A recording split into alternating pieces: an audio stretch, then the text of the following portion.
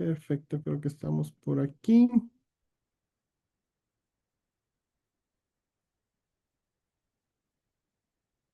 Listo, estamos por ahí. ¿Sí se puede observar mi pantalla? Sí, ¿Sí? sí, sí se Listo. observa. Sí, Ya, muchísimas perfecto. gracias. Perfecto. Bueno, el día de ayer nos habíamos quedado en esta parte de la formulación de los problemas. Habíamos conversado mucho acerca ya de su experiencia en la parte de desarrollo de proyectos sociales y cada una de los matices que van teniendo cada uno de estos proyectos que ustedes han realizado. Y habíamos hablado acerca de la parte operativa o científica y la parte operativa a la parte científica. Como por ejemplo, nosotros habíamos hablado de cómo instalar un sistema de riego eficiente en un X sector del planeta, o podríamos hablarlo como qué variables de suelo determinan la eficiencia del riego automatizado en climas áridos. Entonces, eran enfoques que nosotros podíamos irlo teniendo desde un punto de vista de nuestros proyectos, y lo podríamos ir analizando en ese aspecto. En esta primera parte de la sesión vamos a reforzar un poco más este tema con algunos ejemplos, y también me gustaría poder compartir los temas que ustedes han estado realizando para poderles irles mencionando en este enfoque. ¿De acuerdo? Y también ir mirando cómo están las variables y cómo nosotros vamos a dar el enfoque de cada uno de ellos. ¿De acuerdo? Entonces vamos a la siguiente presentación que tenemos por acá y vamos a mirar lo que serían los 10 ejemplos prácticos de los problemas que podemos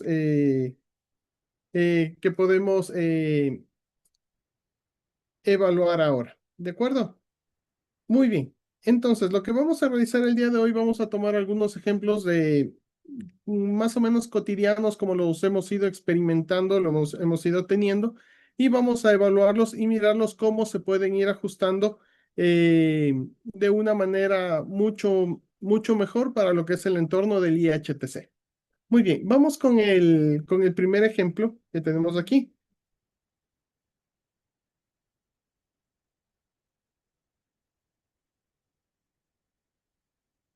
Muy bien, tenemos aquí el primer ejemplo. Se ha colocado el ejemplo de agua potable.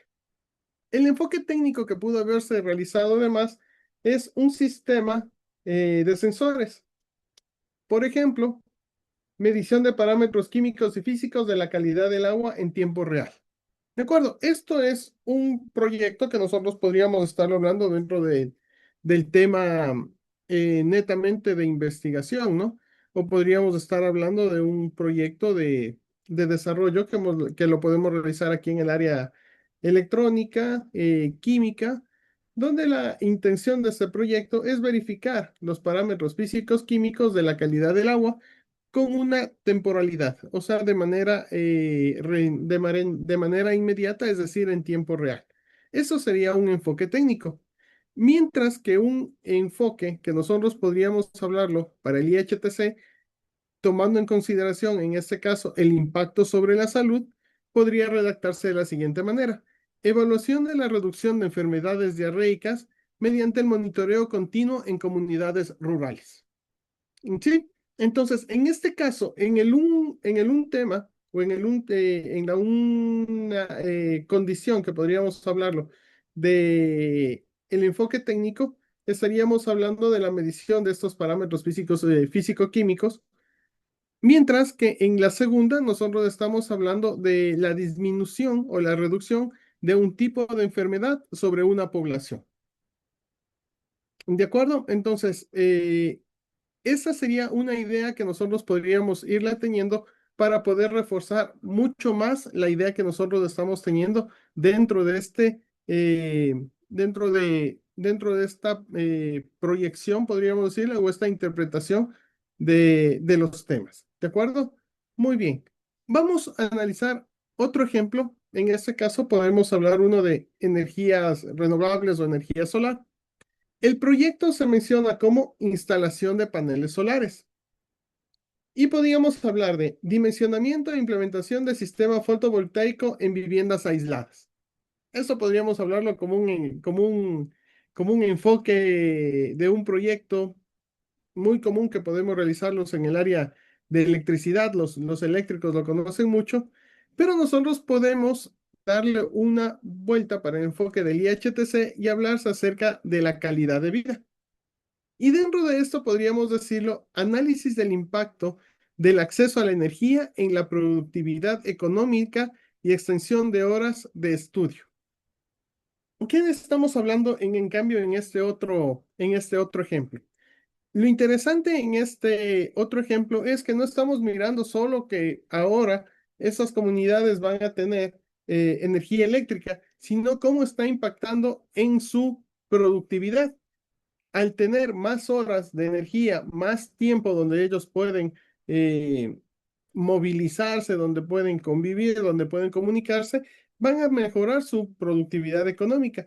Y también los jóvenes van a tener una extensión en sus horas de estudio y por ende tendrán probablemente una mejora en sus calificaciones o tendrán un mejor rendimiento dentro de lo que son sus actividades académicas. Entonces podríamos tener estas evaluaciones. ¿De acuerdo? Muy bien. El siguiente tema que nosotros tenemos por acá, podríamos hablarlo directamente con lo que son los temas relacionados con agricultura. Casi siempre estamos también relacionados con esos temas de agricultura que va de la mano con garantizar la alimentación. En el ejemplo técnico que nosotros vamos a mirar por aquí, nos dice sistemas IoT en la agricultura. Red de nodos sensores para monitorear humedad y temperatura del suelo de un cultivo, ¿sí? Entonces nosotros tenemos el diseño de los nodos sensores, las variables que vamos a medir, en este caso eh, humedad y temperatura sobre el cultivo. Pero si le damos el enfoque de lo que sería el IHTC, tomaría un enfoque, en este caso, de toma de decisiones, por ejemplo, donde podríamos hablar el efecto de monitoreo IoT en la optimización del rendimiento productivo y la reducción de desperdicios. Entonces, estamos hablando de igual manera en una variable que nosotros estamos mirando del impacto sobre la mejora de la productividad y la reducción de desperdicios. Entonces, de esta manera nosotros podemos darle ese matiz y ese enfoque que nos va a servir más para el IHTC. Muy bien, vamos ahora con la parte de educación. Creo que varios de nosotros están trabajando en estos temas de educación. Miremoslo cómo se presenta. Y en este caso nos dice que el ejemplo que nosotros estamos hablando de plataformas web.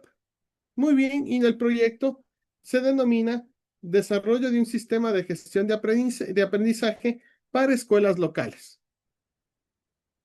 En este caso, el aprendizaje real o el enfoque que nosotros lo podríamos dar nos indica impacto del uso de plataformas digitales en zonas con brecha tecnológica y limitaciones de conectividad. Entonces, de esa manera nosotros le damos el enfoque, por ejemplo, en este caso, en un tema de educación. ¿De acuerdo? Vamos uno más ahora dentro de lo que sería el área de salud. Dentro del área de salud, nosotros podemos mirar aquí una app de seguimiento, interfaz móvil para registrar la toma de medicamentos y citas médicas por parte de pacientes. ¿De acuerdo? Es el desarrollo de una aplicación móvil que realiza el registro de la toma de medicamentos y también una proyección de citas médicas. Algo que nosotros podemos realizarlo desde el punto de vista informático, ¿no? Pero ahora, para el entorno del IHTC, nosotros podríamos mencionar como adherencia médica, evaluación de cómo la tecnología móvil modifica la conducta del usuario frecuente a tratamientos crónicos. De esta manera, nosotros podemos indicar que cómo la tecnología apoyó a un paciente con un tipo de enfermedades, en este caso con un tratamiento crónico, para poder seguir o poder ajustarse de mejor manera con la toma de sus medicamentos, evitando de esta manera que se olvide de tomarlos o si son En este caso, medicinas que tienen que tomarse a horas muy específicas. ¿No es cierto? Por aquí que tenemos colegas que trabajan en el área de la salud que, que pueden apoyarnos en este tipo de proyectos que se podrían generar o tendrían ideas dentro de esos proyectos que se generarían. Muy bien. Por otra parte, vamos con otro ejemplo que podríamos hablar acerca del transporte. Cuando hablamos acerca del transporte, podríamos tener un proyecto que se denomine sistemas GPS, geolocalización, algo muy común en nuestro sistema. Y el proyecto podría hablar implementación de rastreo satelital en unidades de transporte público para gestión de flotas. Un proyecto bastante común que nosotros lo tenemos en la actualidad, ¿no es cierto? Tanto por seguridad o por consumo de combustible y demás. No sé si está por aquí nuestro amigo Alciba Arianes, que trabaja mucho en estos temas. Tal vez esté por aquí. Él nos ha comentado mucho sobre sus trabajos que está realizando su doctorado y habla mucho sobre las líneas de transporte, sobre las cadenas de suministro. Me ha comentado eh, cómo gestionan las rutas y demás. Eso desde el punto de vista tecnológico. Pero ahora, si nosotros hablamos para impacto social, podríamos hablar como el impacto del uso del GPS en la reducción de tiempos de espera y mejora de la experiencia del ciudadano. Esto que nosotros tenemos aquí de tomar el autobús, de reducir nuestros tiempos de espera en las en las estaciones de transferencia o de transporte, poder gestionar de mejor manera nuestros traslados, o quién sabe, nosotros tendríamos por ahí alguna mejor forma de planificar nuestras actividades diarias o seguridad en, en estos sistemas de, de transporte o de movilidad. Muy bien, vamos por otro tema que podríamos hablarlo acerca de la seguridad. Dentro de seguridad tenemos un ejemplo que hablamos acerca de cámaras de videovigilancia y en este sistema nos habla instalación de una red de videovigilancia IP con almacenamiento en la nube. Sí, un proyecto de vinculación que se ha realizado en alguna comunidad donde nosotros tenemos una red de cámaras que nos sirve para hacer seguimiento, para hacer resguardo de alguna locación. Este tema es muy interesante porque está en referencia al sistema de seguridad y de videovigilancia que se instaló en la parroquia de Uyumbicho de la provincia de Pichincha con el doctor Román Lara y los miembros de Comsol y de la Universidad de las Fuerzas Armadas, donde se realizó un sistema, una implementación de un sistema de videovigilancia comunitario, básicamente lo que nosotros hablamos aquí. Viéndole desde el punto de vista, en este caso, social, lo podríamos evaluar de la siguiente manera, mirándolo desde la percepción de la sociedad y sería evaluación de la incidencia de los sistemas de vigilancia en la percepción de la seguridad de la comunidad. Aquí hay una parte bastante interesante, porque nosotros no estamos evaluando si aumentaron o disminuyeron los incidentes, robos o demás, sino cómo la población percibe luego de la instalación de este sistema, si se sienten más seguros, si no ha cambiado. Entonces, estamos hablando de esta observación, como comentábamos el día de ayer, la observación, qué es lo que nosotros vemos, qué cambios estamos mirando o qué cambios estamos percibiendo dentro de la comunidad donde ha sido intervenida. Muy bien, otro de los temas que también es bastante interesante y hemos trabajado mucho con Ronnie, no sé si está por aquí también Ronnie Cabrera, con la doctora Mónica Huertas, en lo que son comunicaciones de Internet en zonas rurales. Tuvimos la oportunidad de trabajar también como IEEE Sección Ecuador en un proyecto bastante interesante, justo antes de la pandemia, que fue la rehabilitación de una red móvil en la zona sur de la provincia de La Suay. Anita, tal vez estás por ahí, ¿me recuerdas el nombre de de la comunidad? Sí, David fue en el Cantón Nabón. En el Cantón Nabón. Exactamente. Ese proyecto fue uno de los proyectos emblemáticos que nosotros hemos tenido aquí, porque como coincidencia, Se realizó ese proyecto de rehabilitación de esta red inalámbrica y meses después tuvimos el problema de la pandemia, convirtiéndose en esta solución en un soporte para la comunidad y principalmente para los jóvenes estudiantes que pudieron tener acceso a su teleeducación. Entonces, desde el punto de vista acá que tendríamos una red, un punto tecnológico de una red inalámbrica, podríamos hablar de despliegue de antenas y configuras de una red mesh para conectividad rural. Un tema clásico de lo que es desde el punto de vista tecnológico. Ahora, desde un punto de vista social, podríamos decirlo, análisis del impacto de la conectividad en el emprendimiento local y en el acceso a nuevos mercados. Aquí nosotros estamos hablando de cómo esas comunidades rurales pudieron tener acceso a estas redes de comunicación y pudieron levantar sus comercios electrónicos, pudieron levantar también sus tiendas virtuales y demás, permitiendo de esa manera mejorar sus actividades económicas. Sí, entonces tenemos también ese tipo de ejemplos. Otro ejemplo que también hemos tenido bastante en la parte ambiental, que también nosotros tenemos esos tracks acá, que sería en la gestión de residuos. La gestión de residuos también es un problema a nivel mundial. Generamos gran cantidades de desperdicios de todo tipo. Algunos pueden ser reciclables, otros no, otros son de tipo orgánico que podríamos darle otro tratamiento, pero siempre van a estar presentes. Dentro de este sistema, nosotros podemos hablar como recolección automatizada, diseño de contenedores inteligentes que notifican el nivel de llenado para optimizar rutas. Como bien les había comentado anteriormente con este ejemplo que habíamos mencionado de las rutas o de la gestión de geoposición con GPS, también el tratamiento de los residuos nos permite o nos lleva a cabo a tener mucha información sobre este tipo de elementos, principalmente en la gestión de residuos en ciudades, podríamos decirlo, donde tenemos gran cantidad de vehículos que recogen la basura, pero no podemos optimizar las rutas dependiendo de la cantidad de basura que exista en uno u otro sitio. Entonces, este proyecto nos permitiría mirar cómo estarían los niveles en los contenedores y planificar las rutas.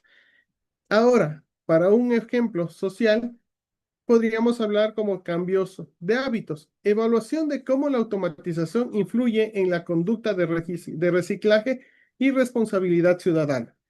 En muchas ciudades ha habido este tipo de iniciativas de reciclaje, muchas iniciativas de gestión de residuos, pero muchas veces el tipo de clasificación y demás no han sido los óptimos, pero nosotros lo podemos evaluar cómo ha ido cambiando la conducta. Entonces nosotros podemos ir mirando cómo las distintas generaciones han tenido un cambio ante estos problemas. Bueno, y para finalizar estos ejemplos que los tenemos aquí, desde el punto de vista de domótica, podemos hablar aquí acerca de los factores humanos, donde podemos hablar sobre control de iluminación. Sí, un control de iluminación que nos dice automatización de encendido y apagado mediante sensores de presencia y timers. O podríamos hablarlo también con asistentes de hogar, como por ejemplo Alexa o Google Home o cualquiera de esos sistemas. Y podríamos hablar acerca de la sostenibilidad, el impacto de la domótica en la reducción de huella de carbono y la generación de conciencia en el ambiente. Entonces, en este caso, nosotros podríamos ver del sistema que nosotros habíamos hablado muy, eh, muy directamente, podríamos decirlo, con respecto a sistemas de sostenibilidad, huella de carbono. Con estas automatizaciones donde ya no podemos dejar luces encendidas o electrodomésticos stand-by que están consumiendo una energía remanente, podríamos reducir esta huella de carbono. O tal vez podríamos tener otro ejemplo, como les había mencionado, con adultos mayores de el impacto que tienen los sistemas de asistentes de hogar sobre la calidad de vida de adultos mayores, principalmente como ustedes lo deben haber visto en muchos de los hogares, los adultos mayores tienden a perder un poco su movilidad y esto de levantarse, aprender a apagar la luz, principalmente en horas de la noche antes de acostarse, se le dificulta entonces el impacto que ha tenido esta automatización sobre este tipo de grupos, que también se vuelve bastante interesante.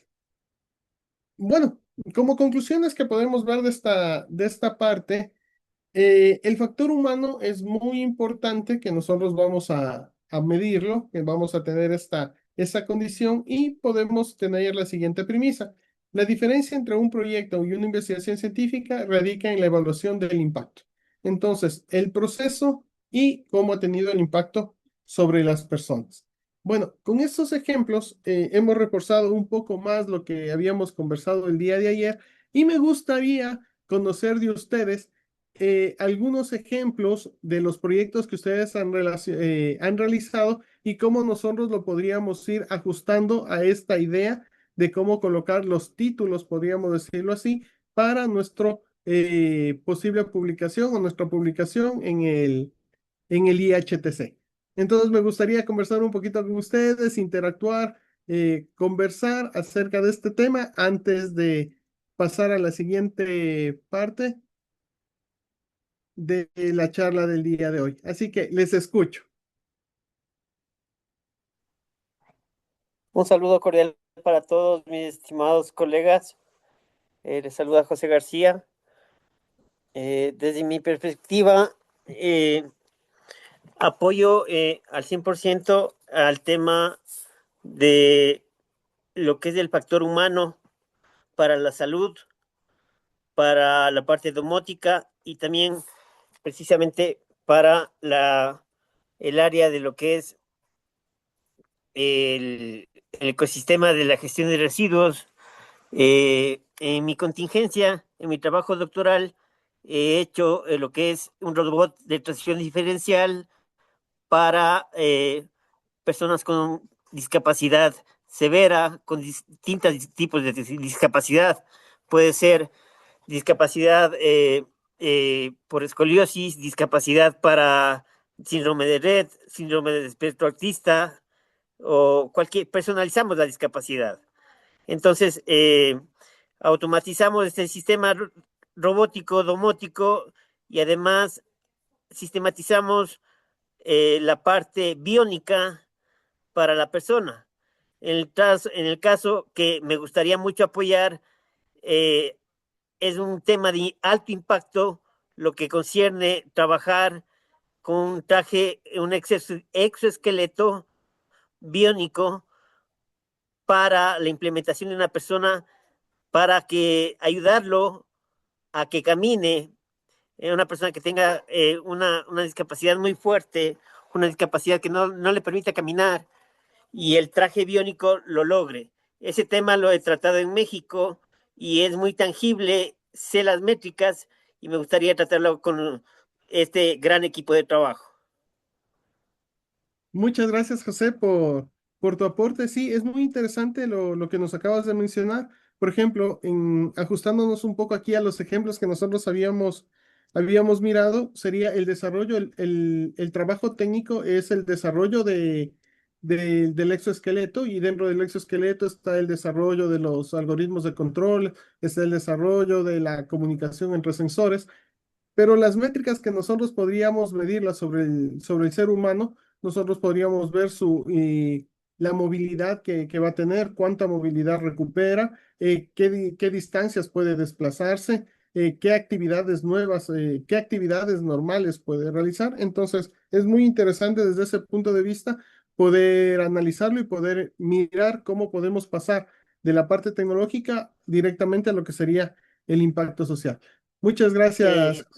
Mi estimado David, Sí, el objetivo, como decíamos aquí, es mejorar la calidad de vida en este caso, de las personas con discapacidad, y a su vez, ya que estamos mejorando la calidad de vida de las personas con discapacidad, cualquier tipo de discapacidad, por ende ya podemos mejorar la calidad de vida de las personas que tenemos, con la bendición de Dios, salud.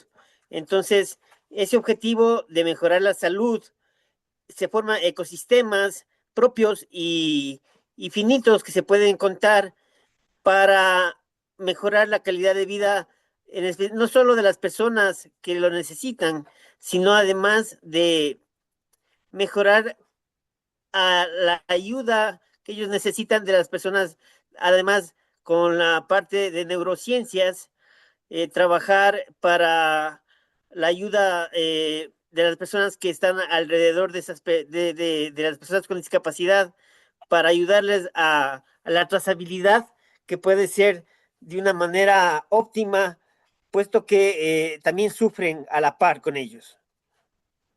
Sí, exactamente, José. Es algo muy, muy importante también, bueno, al trabajar con personas con discapacidad, que no solo la mejora va en relación al paciente, sino también a sus familiares. Adelantándome un poco a lo que ya vamos a tratar en el siguiente tema, que vamos a tener una presentación de un proyecto que realizamos acá con el doctor José Varela, que nos va a presentar su experiencia en el desarrollo de un proyecto social y el desarrollo de de la publicación. Vamos a hablar también acerca de ese tema, cómo fue el impacto, no solo en el paciente, sino también en su entorno familiar. Eso es muy, muy interesante, José, el tema que acabas de mencionar. Muchísimas gracias. Tal vez algún otro colega que nos quiera compartir su experiencia.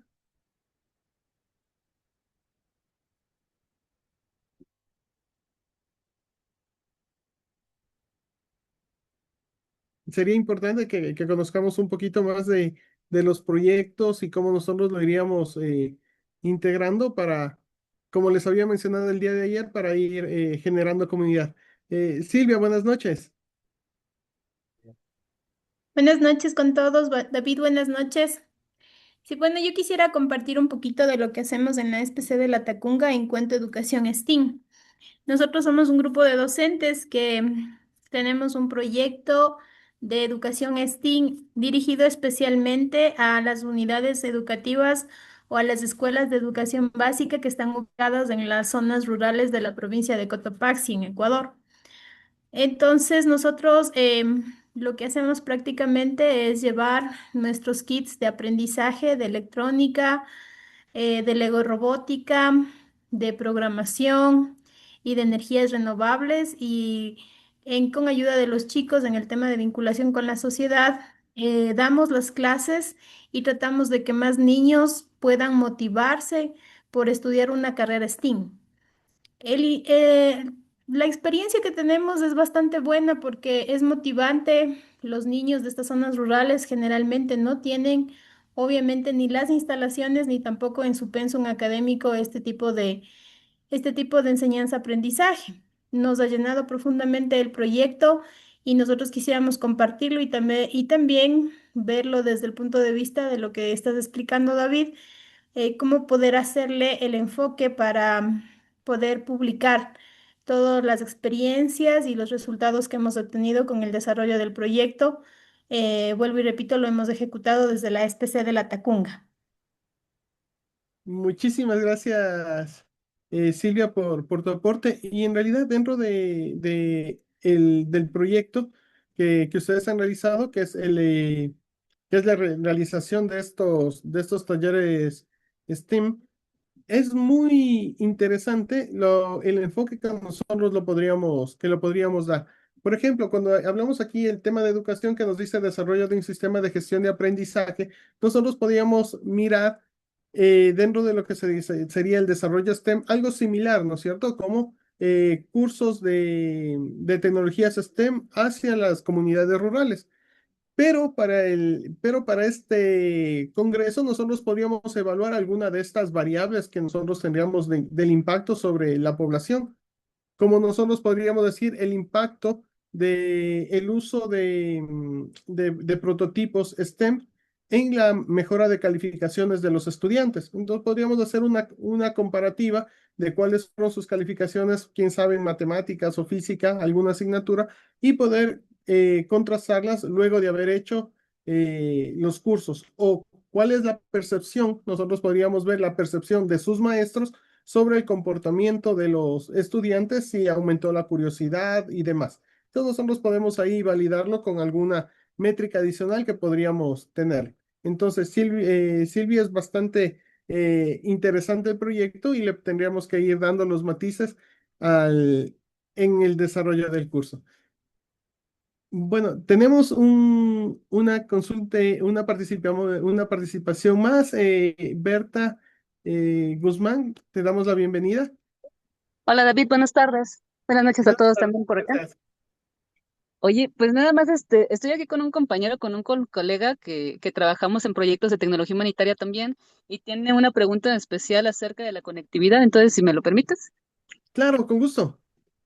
Muchas gracias. Oye, pues muy interesante. Oye, en proyectos, por ejemplo, de conectividad rural, donde proveemos, pues, se puede proveer conectividad a comunidades marginadas para que tengan acceso a comunicaciones, pero esto implica la contratación de algún servicio de datos en telefonía celular o de satelital. ¿Qué estrategias se pueden usar para que estos proyectos sean sostenibles y no dependa de que un tercero pague cada año un servicio de telefonía celular o satelital? Ya, súper interesante esa pregunta.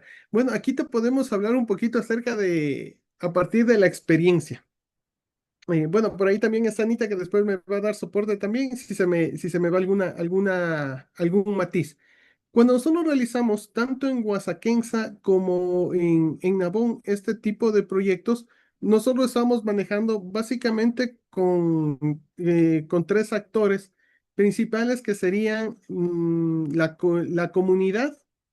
Luego teníamos una parte gubernamental, podríamos mencionarlo, o empresa privada, y nosotros como IEEE en la parte ejecutora y la universidad.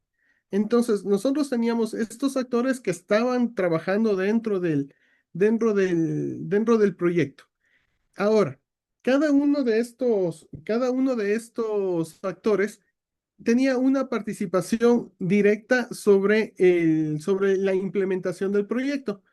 Por ejemplo, las universidades IEEE podrían gestionar la parte tecnológica y la compra de equipos, mientras que en este caso la parte gubernamental nos daban los permisos para poder poder realizar los proyectos y también poder utilizar la infraestructura ya instalada. La empresa privada podía entrar, bueno, aquí en Ecuador en algunos casos, participar en proyectos de este tipo tiene una compensación en lo que son impuestos, entonces en ocasiones les puede servir dentro de lo que es en proyectos de responsabilidad social, tienen esos rubros que pueden ser utilizados y luego estaba la comunidad, en la comunidad que eran los beneficiarios y también que podían dar un sustento a este tipo de proyectos también en lo que era la sostenibilidad.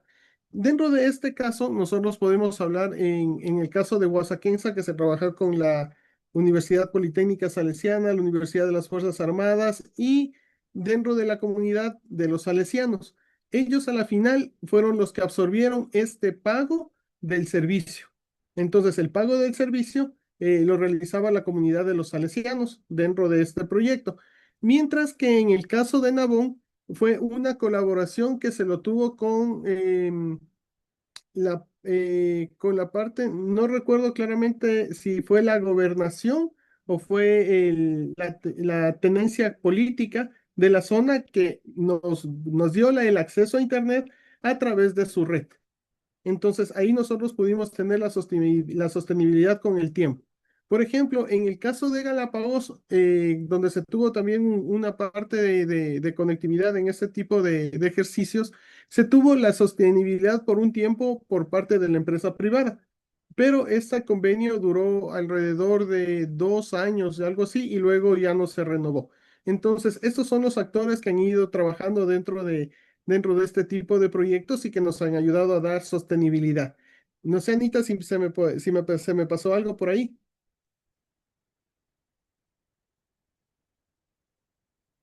No, justamente lo que decía David, es muy importante trabajar con la parte gubernamental. porque son ellos los que nos ayudan con el proceso de sostenibilidad de un proyecto. Y es muy importante también si es que nosotros estamos postulando para algún premio de IEEE, que tengamos en cuenta que eh, debe haber la contraparte, sea de la universidad o sea de los beneficiarios o de la parte gubernamental, para que se note que no solo IEEE va a hacer la entrega de este dinero, sino también existe otra parte que va, así no sea con dinero en específico, pero sí con mano de obra, por ejemplo, las universidades. Y sí es muy importante que nosotros desde el inicio dejemos claro con la parte gubernamental, sobre todo, que ellos van a hacerse cargo ya del proyecto y de cancelar estos valores que van a ser necesarios para el proyecto, porque no podemos cargarnos tampoco nosotros todo el presupuesto. Eso sí es muy importante manejar justamente lo que decía David. Muchísimas gracias. Muchísimas gracias, Anita, Gracias. por el soporte. Gracias a ustedes por la pregunta. Bueno, a continuación le voy a dar paso al doctor José Varela, que nos va a comentar acerca de un proyecto que nosotros realizamos acá en IEEE Sección Ecuador, el cual fue un proyecto generado a través de las convocatorias de Test for Good. Entonces voy a dejar de compartir y le damos la bienvenida a José, que ya está por aquí conectado. José, muy buenas noches, ¿cómo estás? Buenas noches con todos. Muy bien, gracias por la invitación. Estoy tratando de compartir, pero no tengo el permiso. El Y ahí permiso. ya pude. Bueno, qué gusto siempre poderles contar un poco sobre los proyectos que hemos realizado, sobre todo con el apoyo de IEEE. Espero que el internet me ayude. No estoy en la ciudad, entonces no tengo el mejor internet. Deme un momento. Dejo de compartir imagen también para mejorar un poco la latencia.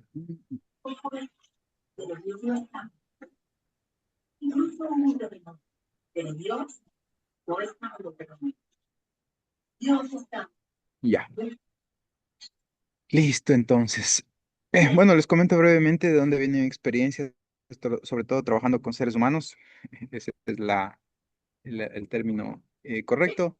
Mi trabajo doctoral lo hice entre el 2018 y 2022 en lo que es rehabilitación cognitiva utilizando realidad virtual. Entonces había tenido ya cierta experiencia trabajando con seres humanos, que es un tema de hecho delicado y eso es lo que quisiera compartirles el día de hoy. Realmente trabajar con personas es un tema delicado en múltiples aspectos. Entonces retomamos ese tema casi al final, pero quiero contarles un poco la experiencia.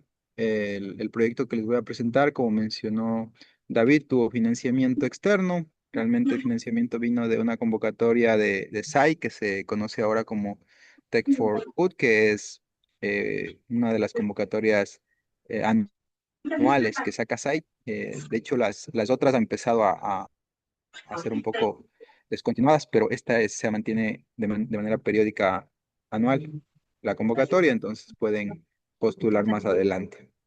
Se enfoca en estos ODS, entonces pueden postular cualquier ODS de estos. Nosotros nos enfocamos en este de información y comunicación.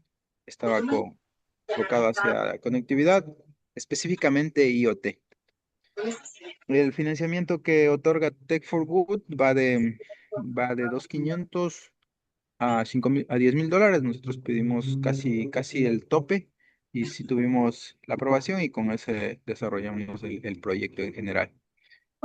La problemática partía de una necesidad real en el país, que es la discapacidad, algo que ya ha abordado David, y también por ahí escuché también que lo estaban abordando, la necesidad de apoyar sobre todo al cuidador, que ese es el objetivo de la tecnología que mejora la autonomía o la independencia de la discapacidad.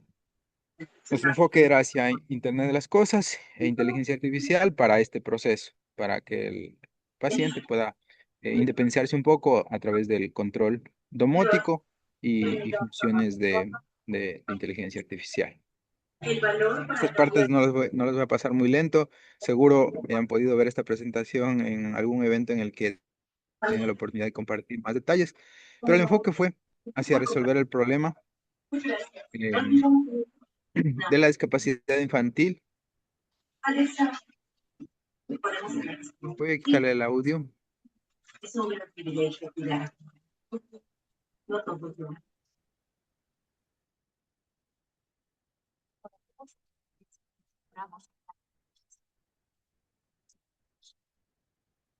Ya, el enfoque era proveer de dos principales funciones. La primera era domótica, como les menciono, la capacidad de controlar eh, la iluminación del hogar, habitaciones, sobre todo la habitación del niño y una sala principal.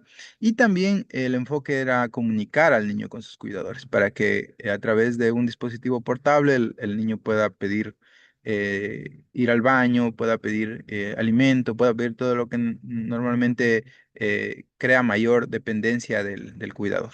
Y también incorporamos dispositivos como Alexa, aplicación móvil que primero nosotros la desarrollamos, pero luego vimos la posibilidad de enlazarnos directamente con la aplicación de Alexa a través de un puente que hicimos con Webhook y nos permitió tener todo en la misma aplicación. Entonces, desarrollamos esta aplicación en general. Aquí está un resumen bastante completo de lo que incluía: dispositivo portable, la domótica, la aplicación móvil y un Echo Show, que es lo que recibieron los beneficiarios. Entonces, ¿qué medimos? Y ahí viene justamente el enfoque hacia un artículo científico. Normalmente en tecnología el enfoque es medir variables como latencia, precisión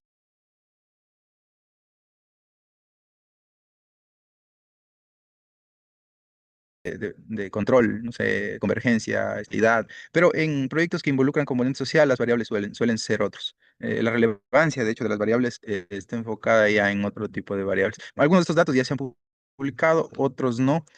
Quiero abordar estos dos que ya se publicaron, que estaba enfocado en medir primero que el sistema sea usado en el tiempo, que tenga aplicación en la vida diaria de los, de los beneficiarios. Y también nos enfocamos en medir la típica usabilidad de un sistema, que es muy común en los sistemas tecnológicos, los modelos, los TAM también, que nos permiten saber qué tan aceptados son los elementos del sistema, entre otros. Y hay otras más complejas como estas que ya miden, por ejemplo, independencia o autonomía específicamente. Muchos de estos resultados todavía no se han divulgado porque el estudio es longitudinal y estamos justo en el post-test, donde estamos midiendo actualmente autonomía, independencia y carga del cuidador, que es un tema realmente crítico en el enfoque que le dimos nosotros. El proyecto fue bien aceptado. Tuvimos el apoyo incluso de, de diferentes elementos que formaron parte del proyecto. Estamos buscando que el proyecto siga creciendo, que el proyecto no termine ahí. Estamos buscando un padrino que nos permita continuar desarrollando esta y tecnología similar para mejorar la calidad de vida de más personas no solo con este tipo de discapacidad, sino con cualquier eh, discapacidad.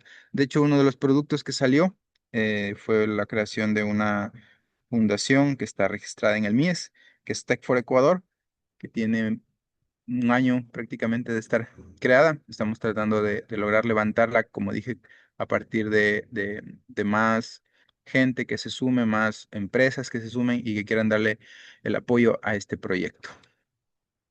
Bueno, esta parte me la voy a saltar un poco porque luego la voy a explicar ya en mayor detalle. Aquí algunos tips para alguien que se anime a hacer un proyecto similar en, en esta área, pero quiero irme directamente ya al producto que tiene como principal enfoque el taller que tiene aquí. Y entonces aquí está el primer avance que hicimos del artículo. Nos enfocamos en el sistema de asistencia como tal. Hicimos un reporte de caso, lo reportamos con un paciente el caso cero es un niño con atrofia muscular espinal, quien fue la primera persona con la que trabajamos en el producto. Y en cuanto a la literatura, si bien la tecnología como tal no tiene nada de novedad, de hecho podría ser una práctica de algún módulo en alguna universidad.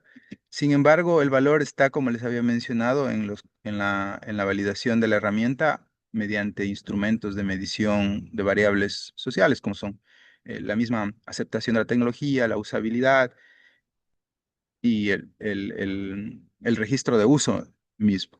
Entonces se presentó el sistema como tal, que incluye quiénes fueron los usuarios. En este caso, obviamente, es el niño que les había mencionado, que fue el primer usuario, el, el protocolo, que es el proceso para la intervención, porque es una intervención.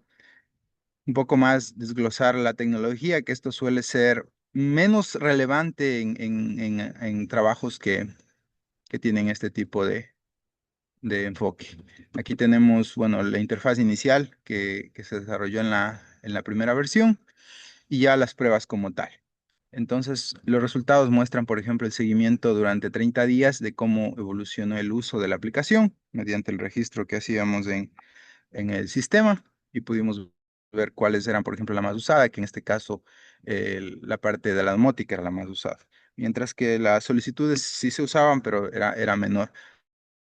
De hecho, en la versión inicial ni siquiera tenía domótica, pero luego tuvo bastante relevancia. Bueno, aquí podríamos abordar bien las razones porque de hecho es bastante interesante, que no era solo por la necesidad, sino que incluso era un juego para el usuario. Algunas medidas de justamente estos datos. De ahí viene las mediciones promedio.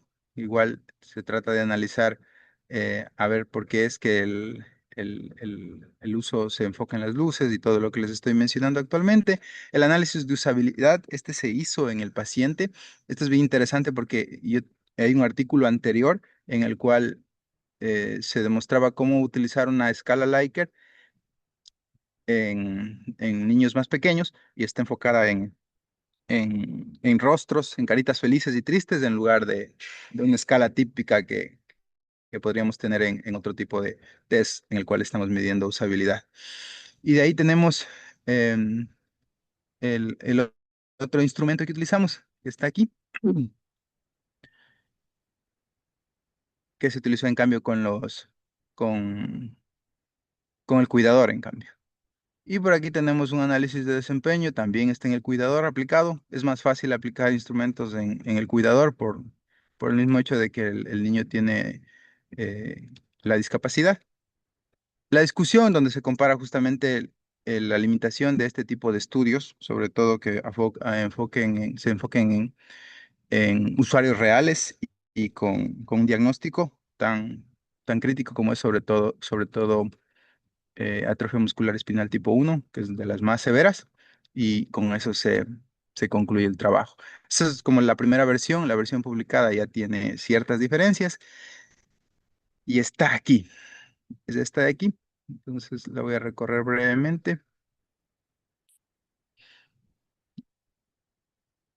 Ya, entonces aquí quiero hacer como una pequeña pausa. Realmente lo complejo de poder hacer público, sobre todo en una revista, porque esto no está en un congreso, sino en una revista, es que tiene ciertos requisitos, ¿no?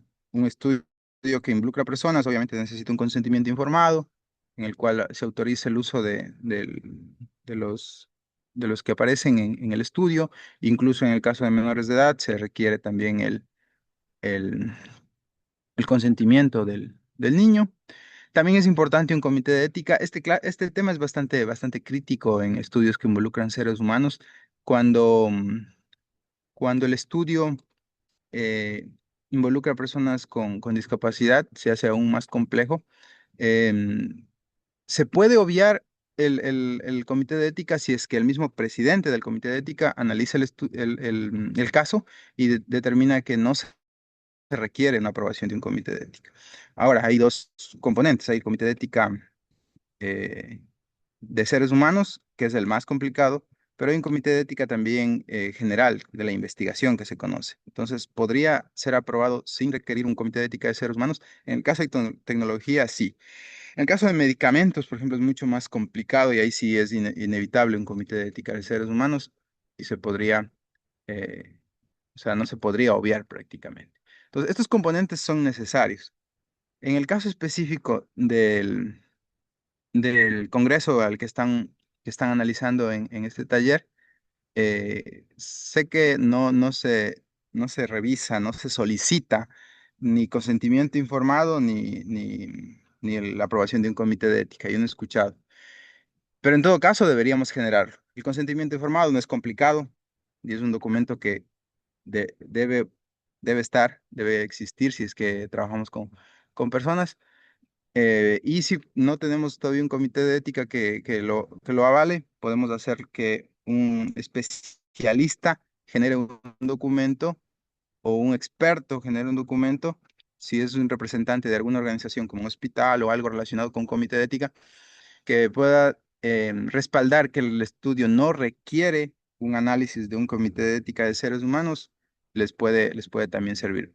Así no se los pidan, porque realmente es la forma de que su trabajo se pueda presentar ya para su difusión.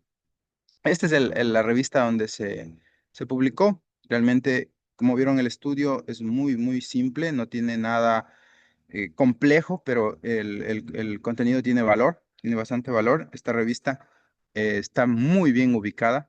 Estamos hablando de que en su línea de, de, de enfoque de investigación es la número 12 según esta base de datos que es Scopus.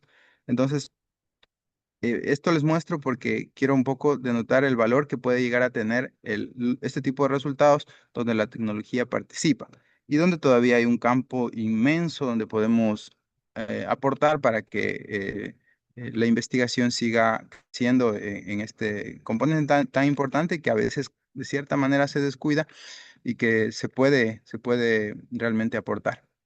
Eso es lo que les puedo contar en base a la experiencia de este proyecto. Si tienen preguntas, estamos a las órdenes.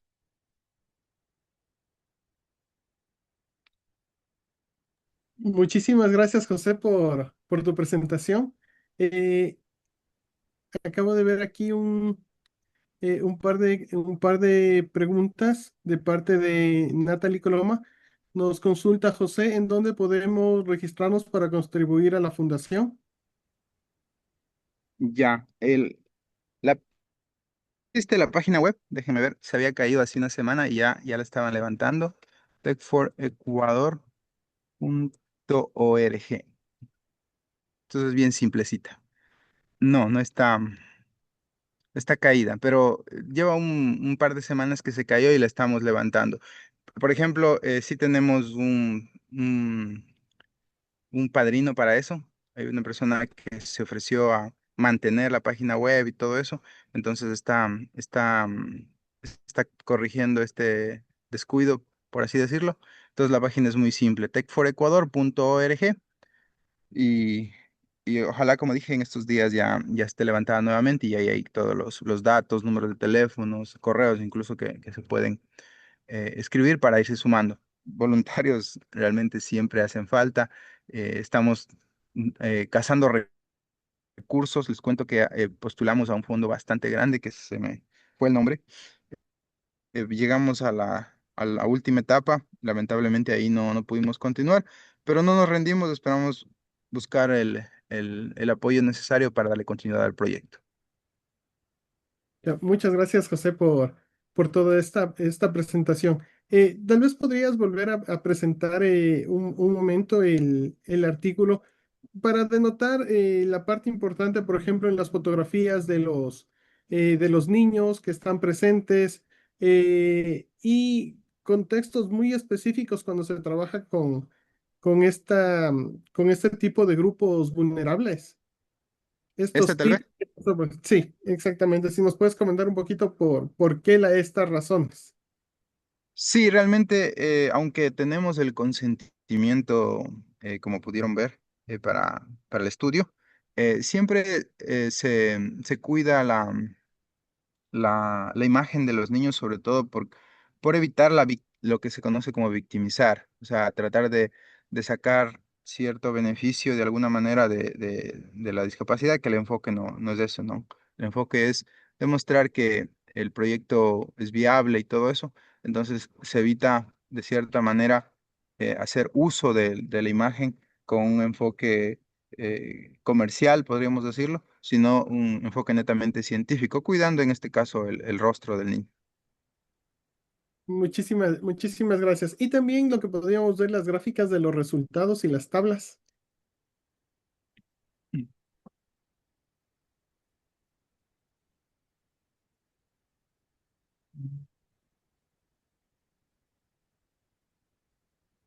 Por Exacto. ejemplo, ahí están los resultados de el uso durante 30 días.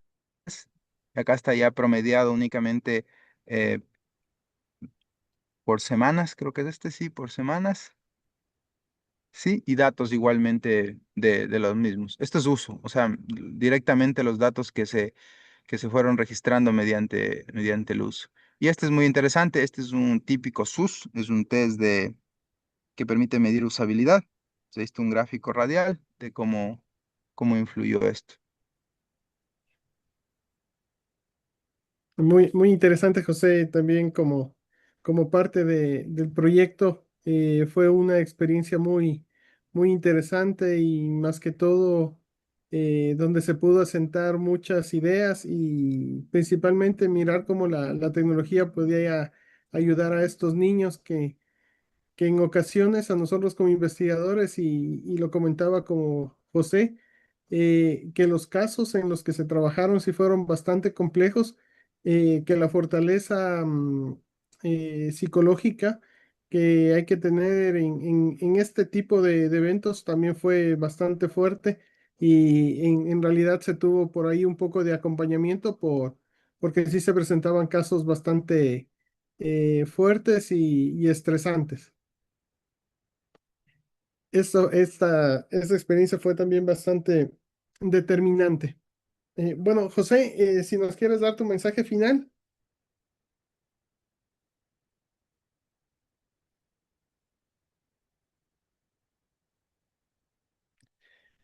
Me acaba de mandar un mensaje José que se acaba de quedar sin energía. Pero bueno, como les comentaba, este proyecto fue bastante interesante al momento de trabajar de trabajar con los niños con discapacidades, conversar con las personas que los cuidaban, y se pudo tocar temas que en realidad fueron bastante complejos en ciertas ocasiones para nosotros como investigadores, donde lo vemos la ciencia y la técnica desde otro punto de vista, ¿no? Pero que esta ingeniería y demás puede ser utilizada para beneficiar a los seres humanos. Bueno, eh, de parte de José, les envía su agradecimiento por escuchar la charla, por haber estado pendiente de la misma y que queda pendiente si desean alguna información adicional. Los contactos de José se los colocaremos en el grupo de WhatsApp. Muy bien. Bueno, vamos a continuar un poco con el siguiente punto de las temáticas. Tenemos por ahí unas consultas adicionales de parte de Alicia, que nos comenta que realizó un proyecto de vinculación a nivel nacional en Ecuador. El nombre es Fortalecimiento Académico y de las Actividades Físicas en Comunidades Rurales urbano marginales y grupos de atención prioritaria en el país. ¿Se puede considerar este proyecto?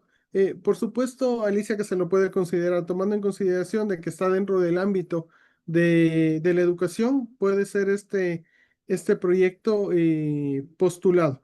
Lo importante dentro de la postulación es tener un componente tecnológico que lo podamos validar. Pero sí sería prudente que nosotros podamos conversarlo y poder generar un buen paper para su postulación. Eh, Buenas noches. ¿En qué programa de SAI se podría aplicar a los fondos? Anita, si estás por ahí, ¿me ayudas con eso? De los fondos de site.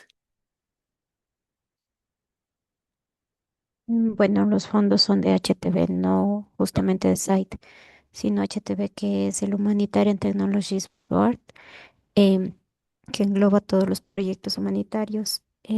Tenemos el Tech for Good, que se hace anualmente, pero se cierra convocatorias en marzo. Les voy a dejar por aquí la página web para que ustedes busquen. Lo que sí es que cuando nosotros somos miembros site activos, nos llegan los correos y es muy importante ver los correos que nos llegan de site porque ahí nos llegan las postulaciones. Igual tenemos las postulaciones de EPICS que se acaba de cerrar el 1 de mayo. EPICS sí hay 2 postulaciones al año. También les recomiendo que revisemos los correos para que ustedes puedan saber cuándo se puede postular. Sin embargo, les voy a dejar aquí las 2 páginas web en el chat para que ustedes puedan revisarlas.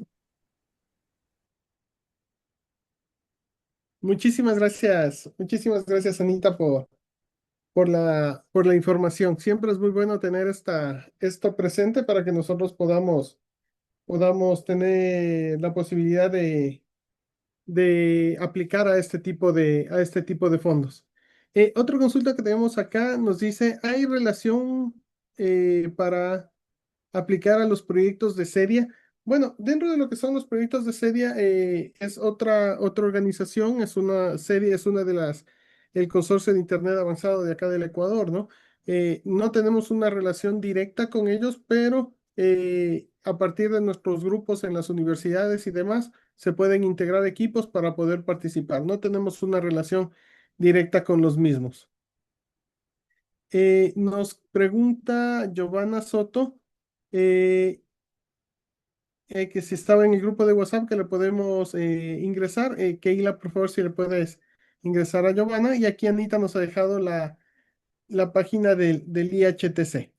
Bueno, eh, tal vez alguna consulta adicional, si alguien tiene algún comentario acerca del proyecto que nos ha presentado José, alguna reflexión adicional sobre el mismo antes de continuar.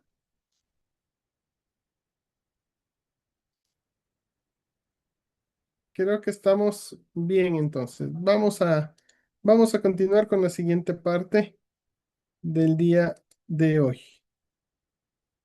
¿Me confirman si se mira mi pantalla?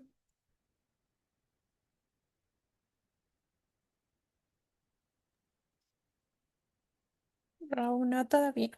No, aún Mm, no. Ahí está. Faltó un clic. Listo, ahora creo que Sí, sí. ahora sí. Sí. Ya. Muy bien. Bueno, el día anterior, el día de ayer nosotros habíamos estado trabajando con como la contextualización, hemos visto los proyectos, hemos visto por ahí varios casos, varios ejemplos y hemos visto un caso de éxito que nos ha permitido, que nos ha permitido tener una idea más clara de cómo esos proyectos sociales se pueden publicar. También miramos la posibilidad no solo de publicarlos en nuestro congreso, sino también en otras revistas de IEEE. Y vamos a continuar ahora con lo que sería la metodología y los datos. El día de hoy vamos a trabajar en esa charla lo que se refiere a lo que son la estructura de la metodología desde los datos reales. ¿Cómo nosotros vamos a tener esa transformación de la ejecución técnica en una estructura científica sólida y validada? Bueno, como nosotros hemos venido trabajando ya en nuestros proyectos de vinculación, en nuestros proyectos de impacto social, nosotros ya tenemos lo más importante, podríamos decirlo, lo más importante que son los datos. Los datos, muchas veces podemos mencionarlo o prácticamente siempre lo mencionamos. ¿Qué es lo más importante que nosotros tenemos dentro de un proyecto? Porque es básicamente todo lo que nosotros estamos realizando dentro de nuestras actividades para extraer estos datos y que luego lo transformaremos en información dependiendo los tratamientos que nosotros los damos. Y algo muy interesante que nosotros podemos hablarlo en los últimos años que nos dice que los datos valen oro, ¿no es cierto? Los datos nos van a servir para poder tomar decisiones y de esa manera poder justificar y poder dar el impacto que nosotros tenemos dentro de nuestra investigación. Dentro de ese primer punto que nosotros podemos hablarlo, nosotros podemos iniciar esta presentación, podemos hablar acerca de la implementación de la metodología, cómo documentar el proceso técnico, principalmente con un rigor académico. Nosotros regularmente en los proyectos de vinculación me van corrigiendo por ahí. Yo tengo la experiencia de acá, de la Universidad de las Fuerzas Armadas, y básicamente la información que nosotros recopilamos de un proyecto de vinculación inicia con la presentación del proyecto, el desarrollo del mismo, donde cada uno de los estudiantes, cada uno de los profesores van desarrollando sus informes de las actividades previstas, las actas de las reuniones, los informes de la comunidad, encuestas o algunos instrumentos que se van realizando en el transcurso del mismo, finalizando, o perdón, continuando con los informes finales de cada una de los estudiantes que participan, los informes finales de cada una de las actividades y proporcionando al final un informe condensado de cierre del proyecto. Entonces, si nosotros lo hablamos así directamente, se convierte en un volumen de información enorme. Eh, es algo muy interesante que lo hemos visto y lo hemos gestionado acá en la experiencia de estos proyectos de vinculación, es que prácticamente por cada estudiante y la información que van generando y los registros que van realizando se convierten en informes muy enriquecedores que nosotros podemos tomar como insumos para los mismos. Entonces tenemos esa parte de la información. Me imagino que en el resto de universidades y en los proyectos que se han manejado se tiene una estructura similar, tanto los informes como las actas de cada una de las actividades que nosotros vamos realizando. Muy bien, entonces, dentro de esto nosotros podemos hablar de una estructura de lo ejecutado. ¿Qué quiero decir con eso de la estructura de lo ejecutado? Nosotros estamos partiendo de algo que ya se realizó, de donde tenemos una información y cómo nosotros lo vamos a tratar y cómo nosotros lo vamos a ir eh, consolidando. De esa manera nosotros podemos tener la siguiente premisa. Esto no se trata de contar qué se hizo, no se trata de decir qué se hizo, ni darle una historia, sino cómo se estructuró el proceso para ser replicado. Entonces, básicamente nosotros tenemos que contar la receta, podríamos decir. ¿Cómo nosotros vamos a tener esa receta para que pueda ser replicado en otra comunidad, en otra zona, en otro evento? Nosotros vamos a tener esa posibilidad de contar dentro de la parte de estructura metodológica cómo poder volver a realizar. Y eso se va a basar en estos tres elementos. Primero, sistematización.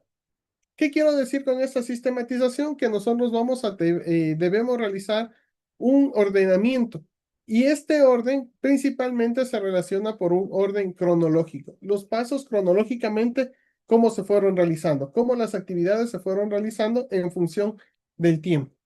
Eso nos da una riqueza o nos da una posibilidad de tener una información mucho más ordenada principalmente en función del tiempo. Podemos tener actividades que pueden haberse realizado de manera paralela o demás, pero nosotros siempre vamos a tener este espacio para poder llevar esta cronología de las actividades que estamos realizando dentro de nuestro proyecto. Entonces lo contamos en función del tiempo. El segundo que nosotros vamos a tener está hablando acerca del rigor. Cuando nosotros hablamos acerca del rigor, estaríamos hablando de justificar cada decisión técnica tomada.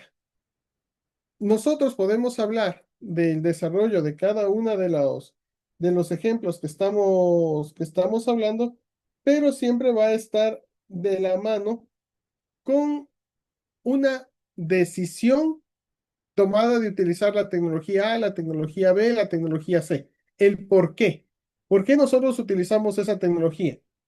Pueden ser razones bastante consistentes, como por ejemplo, es la mejor solución para este problema, pero en ocasiones no puede ser la mejor solución, sino es la que tenemos disponible en el mercado local.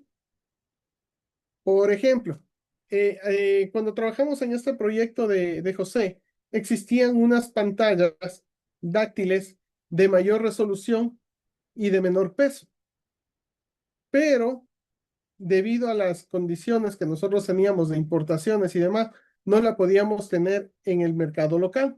Entonces la decisión fue utilizar otro tipo de, otro tipo de tarjetas que nos permitía realizar las mismas funcionalidades, pero podíamos tener problemas, por ejemplo, con un incremento de peso o con una pantalla un poco más pequeña. O en su defecto, nosotros podíamos decidir utilizar una tecnología de una tecnología que tenga un menor costo debido a que el presupuesto no nos alcanzaba. Entonces, es muy importante este sistema de la justificación, porque nosotros podemos utilizar o debemos utilizar cada una de estas, justificar cada una de estas decisiones desde un punto de vista técnico. Muy bien. Y finalmente nosotros podemos hablar acerca del análisis, evaluar el porqué de los resultados. Y esto es muy interesante que nosotros lo podemos ir contextualizando en el desarrollo de nuestro proyecto. Como habíamos mencionado en el proyecto que nos mencionaba José, para el niño se convirtió básicamente en un juego.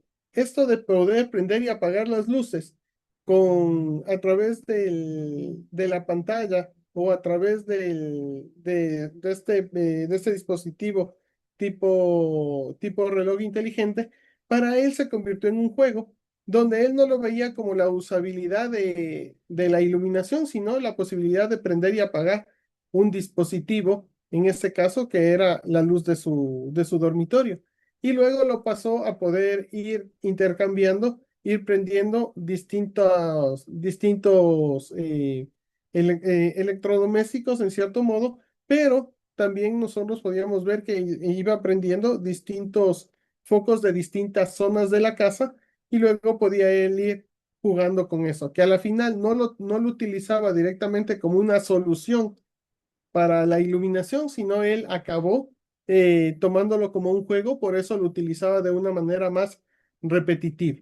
Y el manejo de las interfaces gráficas, donde se cambiaron muchas de estas interfaces, donde se dejaron ya botones muy puntuales, como por ejemplo de las luminarias o la solicitud de que quería ir al baño. Entonces, ese es el porqué de los resultados. En este caso, que se basaron en el usuario. Muy bien. Y en esta parte es también muy interesante que nosotros podamos evitar lo que sería la metodología. No podemos decir que no es un diario de obra, o podríamos decirle una bitácora. Debe enfocarse en los métodos transferibles, no en las anécdotas de la implementación. Eso es algo muy importante, que muchas veces cuando nosotros escribimos o redactamos, queremos darle un peso a anécdotas o cosas que a nosotros nos ha pasado durante el desarrollo del proyecto, pero que no tienen una relevancia, podríamos decirlo, en el impacto del mismo, sino que se vuelven cosas muy puntuales y no permiten la replicabilidad. Entonces nosotros tenemos que mirarlo desde una óptica muy amplia, donde deberíamos indicar el camino por donde deberían ir los investigadores que están trabajando sobre este tema, indicando nuestros principales resultados. Eso es algo muy importante que nosotros tenemos que evidenciarlo dentro de la narrativa. Muy bien, si existe alguna pregunta o algún tema que quisieran ampliar, levantan la mano o lo escriben dentro del chat y nos damos un tiempo para responder las preguntas. El siguiente punto que nosotros podemos hablar es el diseño de la arquitectura tecnológica.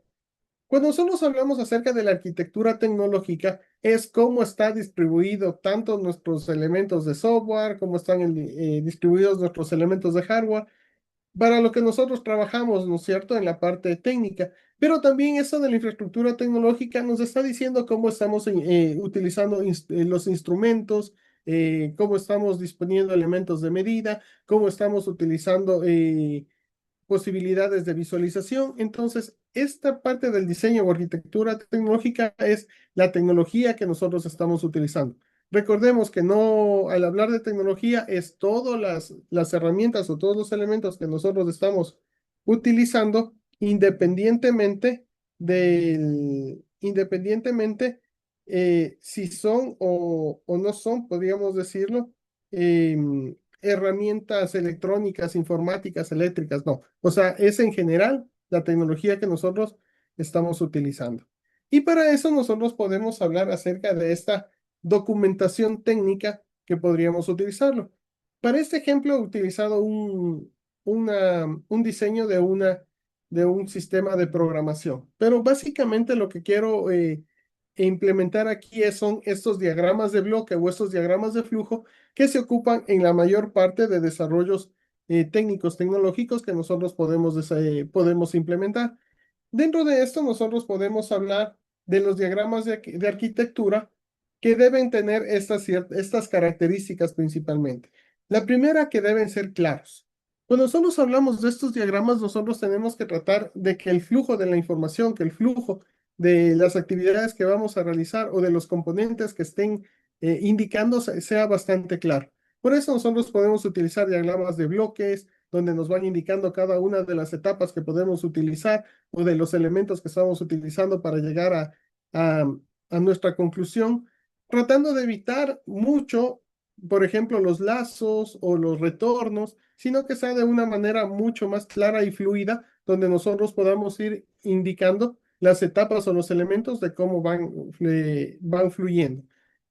Luego, nosotros podemos hablar de que estos deben ser estandarizados. Cuando nosotros hablamos de elementos estandarizados, dentro de la parte tecnológica, siempre nosotros vamos a tener formas o vamos a tener elementos que ya tienen una interpretación global o una interpretación donde los conocemos independientemente de la zona donde nos encontramos. Por ejemplo, algo muy interesante que nosotros manejamos, bueno, va de la mano un poco más a los informáticos o en la parte de ingeniería, son los diagramas de flujo, donde nosotros podemos tener ya cuadros, podemos tener rectángulos, podemos tener rombos y demás, que nos van indicando una cierta acción dentro de un programa, pero que también nos da la idea del flujo que nosotros podemos tenerlo.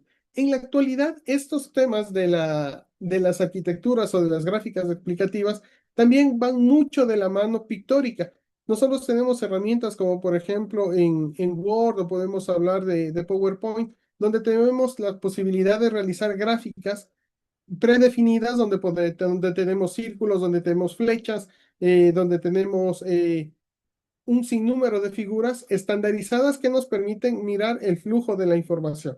Y más aún actualmente con el uso de inteligencias artificiales, donde a través de un prompt nosotros podemos generar este flujo de información o una explicación bastante clara de cómo nosotros estamos tomando esta arquitectura.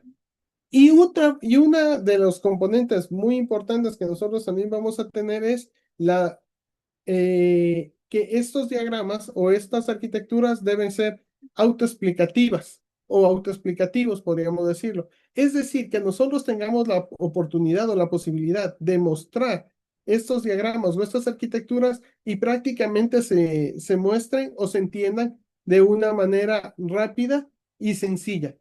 No sé si podemos recordar un poquito de la exposición que nos había mencionado José, donde teníamos un diagrama donde nos hablaba IoT, nos hablaba inteligencias artificiales y algo más de cómo se llama, de interacción humano-máquina. Era un gráfico bastante interesante que nos hablaba acerca de la arquitectura tecnológica que estaba utilizando. O por ahí tenía otro gráfico donde estaban los usuarios, los acompañantes, cómo estaba la estructura de este tipo de tecnología. Entonces nosotros podemos apoyarnos en estos diagramas donde podemos explicar el uso de nuestro proyecto, ¿no? Cómo se está moviendo nuestro proyecto. Y dentro de esto nosotros podemos hablar o podemos explicar lo que serían los flujos de datos e información, cómo los datos en la información nosotros estamos moviendo o cómo se está moviendo cada uno de estos datos que vamos recogiendo y cómo se van transformando en información. Porque recordemos, los datos por sí, podríamos decirlo que tienen un valor bruto, pero cuando los transformamos en información, dependiendo de lo que nosotros queremos buscar, lo vamos transformando en, como les había mencionado, que toda esa información tiene mucho valor, lo vamos dando valor. Entonces, los flujos de datos y la información que extraemos debe ser explicado de una manera bastante clara. La interacción entre módulos y los componentes. Esto es también muy importante dentro de los diagramas de la arquitectura, es cómo están trabajando entre cada uno de estos módulos o cómo están trabajando entre cada una de estas etapas. Como por ejemplo, nosotros podemos tener etapas donde sacamos datos, en otras etapas donde recibimos datos, o pueden haber etapas donde comparten datos, donde datos van tanto hacia un lado y para el otro retornan. Entonces nosotros debemos dar esta interpretación de una manera bastante clara para saber cómo se está moviendo la información. Al igual que nosotros vemos aquí en el ejemplo, cómo los cuadros, cada una de las zonas, cómo se van integrando y cómo los módulos y los componentes van interactuando. Y algo muy interesante que nosotros podemos mirar aquí son las limitaciones. Declarar honestamente las restricciones del entorno real. Esto es muy importante dentro de este tipo de proyectos, porque como habíamos mencionado en el caso, retomando como ejemplo lo que nos había contado José, en el laboratorio funcionaba todo. En el laboratorio funcionaban las placas, en el laboratorio se conectaba todo y demás. Pero cuando llegábamos a las casas de cada uno de estos niños, nos encontrábamos con problemas, como por ejemplo el momento de instalar los módulos de conexión en las bombillas o en las lámparas, no tenían un retorno a tierra. Eran, eran básicamente las lámparas con fase seccionada. Entonces, en este caso, debíamos realizar una adaptación para que puedan funcionar. Y en los primeros casos nos tocó cambiar de módulos para la utilización de equipos domóticos que tenían solo fase seccionada y no tenían referencia a tierra. Entonces fueron cosas que nosotros pudimos irlo evaluando dentro del desarrollo del proyecto y que nos pudimos dar cuenta de que esto lo ocupaban o lo realizaban básicamente en viviendas populares donde reducían el costo de los cableados al no tener que enviar un tercer cable de retorno de tierra. Entonces, cosas que se va aprendiendo en el camino y de esta manera nosotros podemos hablar acerca de las restricciones que nosotros nos encontramos en el entorno normal. De acuerdo, perdón, en el entorno real, de lo que nosotros teníamos en el laboratorio a lo que nosotros lo podríamos ir conociendo dentro del entorno real de la instalación. Bueno, ahora vamos a mirar lo que serían algo muy importante que ya lo vamos a ir mirando dentro de la extracción de información de nuestros proyectos, que serían las variables y los indicadores, nuestros famosos KPIs para poder mostrarlos dentro de dentro de nuestra publicación. Entonces, dentro de estos indicadores de los KPIs que nosotros podemos mirarlos acá, podemos hablar acerca de lo que serían los KPIs específicos y las metas del indicador. Básicamente, todos hemos estado trabajando dentro de proyectos y tenemos un conocimiento de estos elementos. Por ejemplo, cuando hablamos de la parte técnica, nosotros hablamos regularmente de el rendimiento, el consumo, la cobertura. Como nos comentaban los compañeros sobre la pregunta de las redes rurales, podríamos hablar sobre la cobertura que tenemos. Tenemos una cobertura de 10 kilómetros, de 20 kilómetros, un radioenlace de 50 kilómetros y demás o el consumo energético que estamos teniendo de un equipo, o podemos hablar acerca del rendimiento que está teniendo una máquina, donde la meta es identificar la eficiencia operativa del sistema.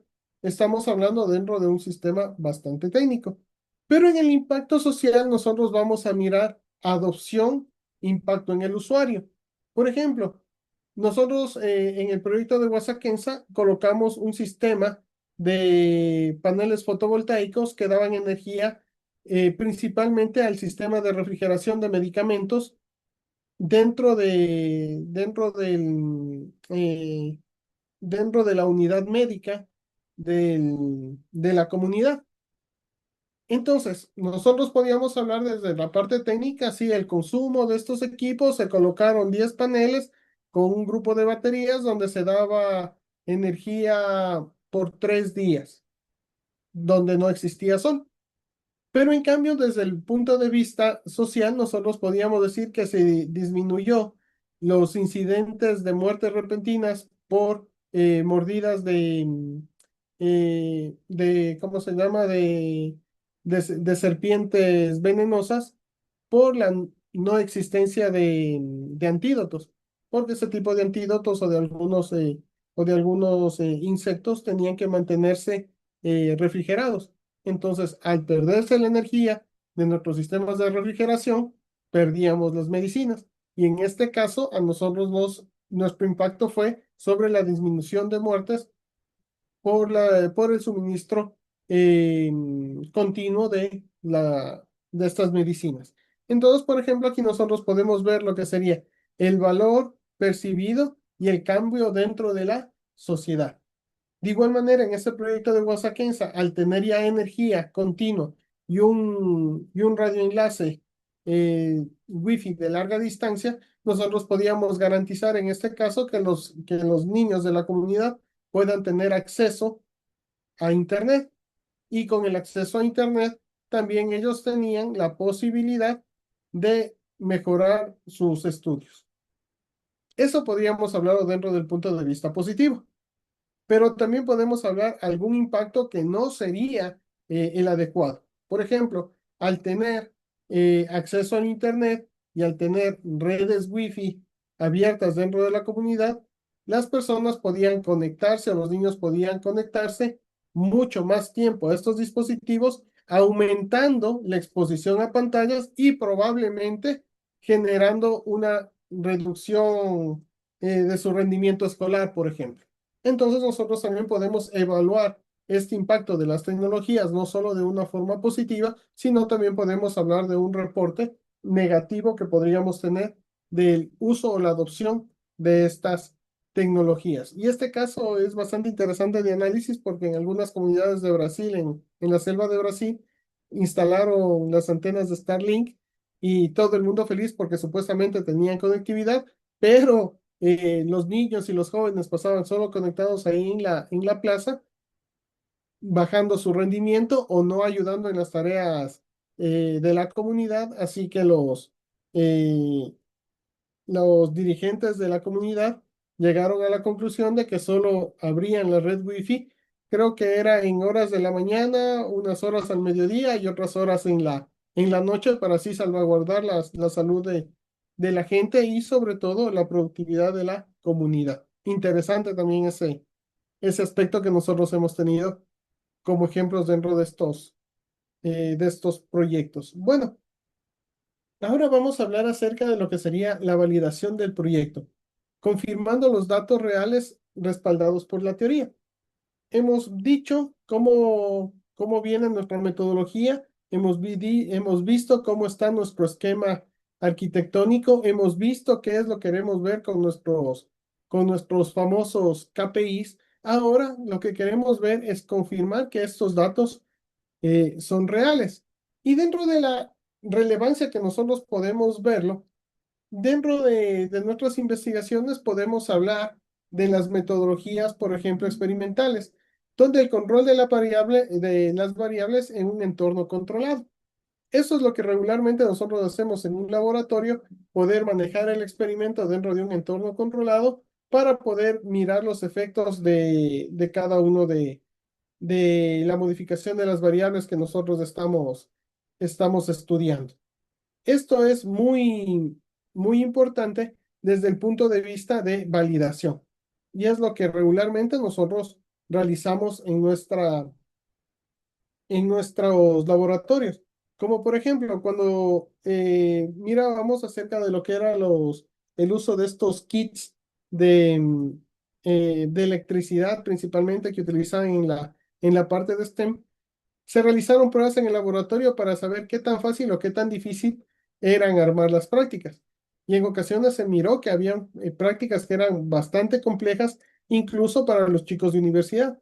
Y de esa manera podían generarse mucho tiempo o generar mucha frustración en los chicos de los colegios al no poder realizar la práctica. Entonces se tuvieron que validar cuáles eran las prácticas más óptimas para llegar con el conocimiento hacia los estudiantes. Pero eso fue en entornos controlados dentro del laboratorio.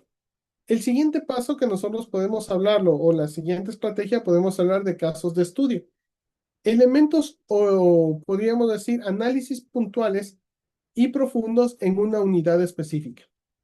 Si nosotros nos fijamos en el artículo que nos presentó José, hablaba del caso cero, cómo había empezado el primer estudio y cómo fue que fue evolucionando. Entonces estamos hablando aquí acerca de este caso de estudio, donde nosotros realizamos la implementación y qué pasó en ese lugar específico, no hablando del universo ni hablando de grupos mucho más grandes, sino qué pasó en ese punto. Por eso es muy interesante dentro de los proyectos de vinculación, que nosotros podemos hablar de estos casos de estudio y dentro del mismo proyecto nosotros podemos tener varios casos de estudio porque estamos variando, por ejemplo, entre varias unidades educativas o entre unidades educativas que se pueden clasificar entre rurales o se pueden clasificar entre urbanas o podemos clasificarlos por edades o podemos clasificarlas por género. Entonces, dentro del caso de estudio, nos da esa posibilidad de que del mismo proyecto nosotros podamos ir sintonizando variables y podamos le dar cierto contexto al estudio que nosotros podemos tener. Eso es muy, muy interesante que nosotros podríamos irlo aportando. No hablar de un solo artículo de manera general, sino poder ir generando varios artículos desde el punto de vista del caso de estudio.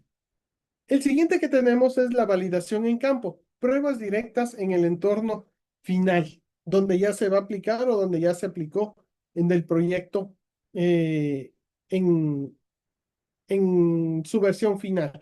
Por ejemplo, cuando nosotros hablamos, retomo un poco más a este tema que nos explicó José de la domótica para personas con discapacidad, nos permitió en el primer caso tener una idea de esta infraestructura y luego que ya se tuvo afinado los sistemas, se pudo replicar en varios domicilios de personas que sufrían estas discapacidades. Entonces, de estos niños permitiéndonos de esta manera tener una replicabilidad y poder llevar la solución ya al entorno final.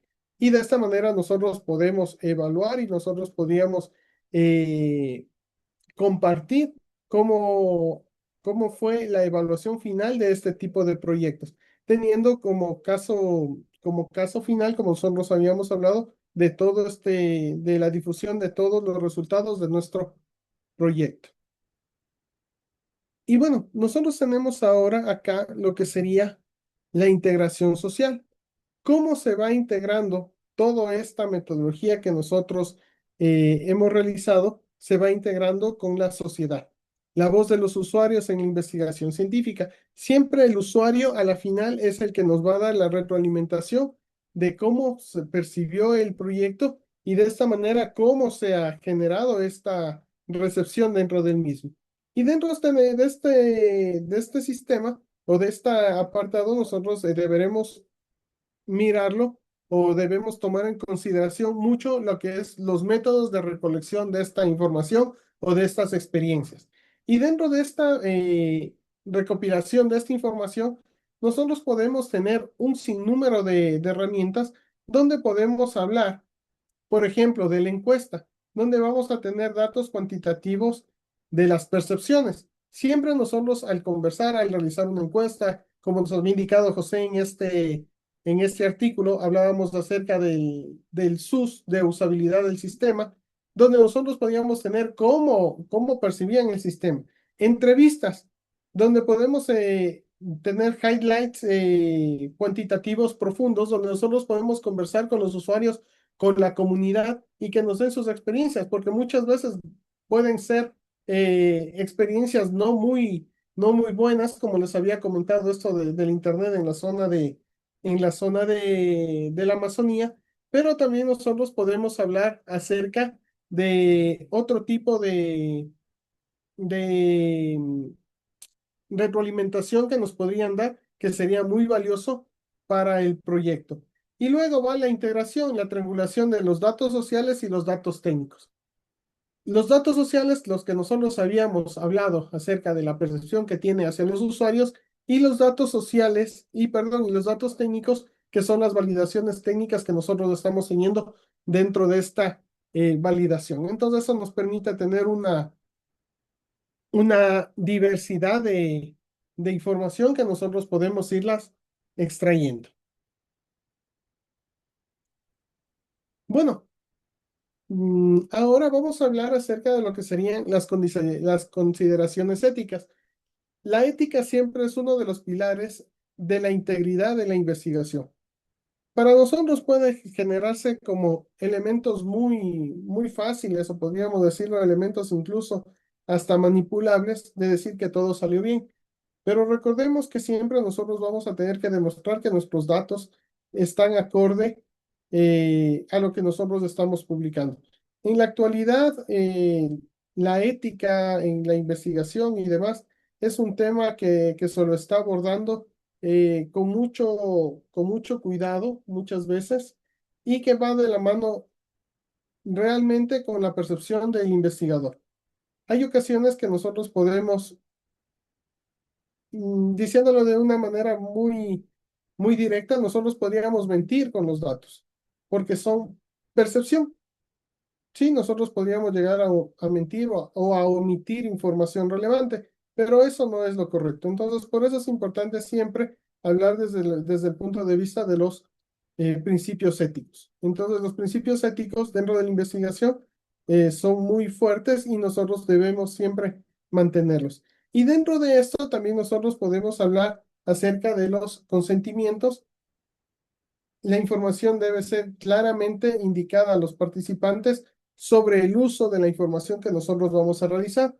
Como lo había indicado José en la presentación del proyecto, se pueden firmar documentos, se pueden realizar cartas, se debe tener documentado, y cada una de estas personas debe conocer en qué se va a utilizar la información.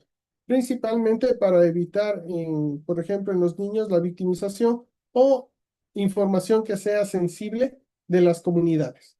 Y también debemos manejar siempre la privacidad, la anonimación de los datos sensibles y la protección de identidad. Esto en muchos de los casos es preferible mantenerles no solo en niños, sino en todas las personas que han estado trabajando en el proyecto, tomando en consideración estos puntos muy relevantes. Bueno, dentro de la actividad que nosotros vamos a mirar, nosotros en esta sección de metodología podemos ver la estructuración de la sección de la metodología del paper, definir los indicadores claves, el KPI, seleccionar el método de variables y describir cómo integrar los componentes sociales. Es la idea que nosotros hemos tenido el día de hoy de forma global. Y los productos que nosotros vamos a poder tener es una metodología, una estructura, los indicadores técnicos definitivos, los protocolos sociales válidos y el marco ético establecido. Bueno, esto ha sido la presentación del día de hoy, donde hemos trabajado en estos 2 días la fundamentación principalmente de lo que es el Congreso, el IHTC. Luego, mirando cada una de las condiciones propias de lo que es este Congreso, luego hemos realizado algunos ejemplos de cómo se van interpretando los proyectos sociales o cómo se están enmarcando los proyectos sociales. Hemos realizado también una presentación de un proyecto, de un caso de éxito que ya ha sido publicado. Y en esta segunda parte de la sesión hemos hecho un análisis de los elementos que nosotros debemos visualizarlos dentro de nuestro proyecto para poder iniciar la escritura del mismo. En este momento podemos pasar a la ronda de preguntas si tienen algunas consultas que podamos irlas solventando, si tienen alguna duda, alguna recomendación, los micrófonos están abiertos en este momento. Y si alguien tiene alguna consulta, bueno, Keila ya nos está Hola, poniendo el eh, form ¿cómo se llama? hola, Del registro. Sí, hola, ¿cómo están? ¿qué tal, Eh, David? ¿Cómo estás, Buenas Byron? noches, ¿Cómo te va? gracias. Buenas noches. Es muy interesante la presentación de hoy. Yo tengo una pregunta sobre el formato. Lo que pasa es que me conecté un poco tarde hoy. A lo mejor ya toparon ese tema. ¿Dónde encontramos la plantilla o el formato para empezar a escribir ya con las recomendaciones dadas hoy? Ya. El formato nosotros lo vamos a tener en la página del IHTC. Eh, déjame verlo. Déjame lo busco un momentito. Déjame lo busco un momentito.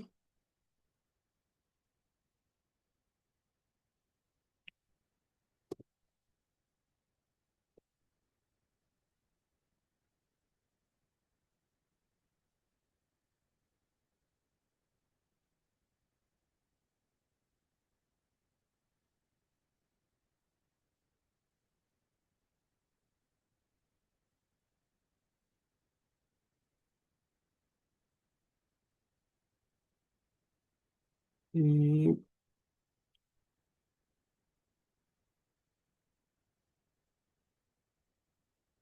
se me perdió un momentito.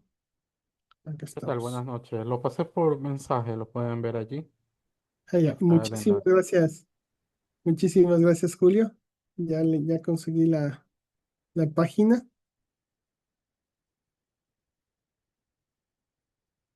Bueno, le estoy compartiendo. Nosotros podemos venir acá a la pestaña de autores y dentro del Call for Papers,